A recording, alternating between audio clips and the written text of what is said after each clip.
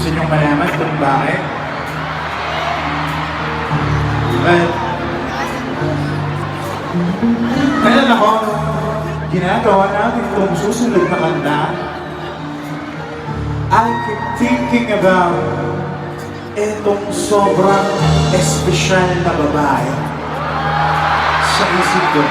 Ulit-ulit mo lang siyang naisip. Siguro, in love, no? You know, kung bakit paborito ko tong kanta na to? Bakit? Kasi dahil sa kanta na to, sinagot niya ako.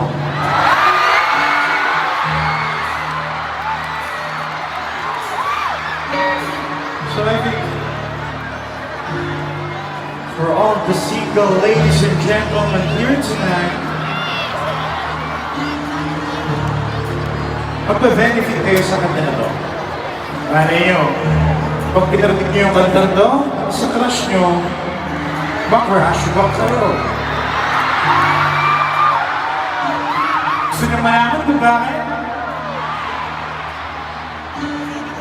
Kasi itong susunod na kanta, ang title nito ay Tayo na Lang.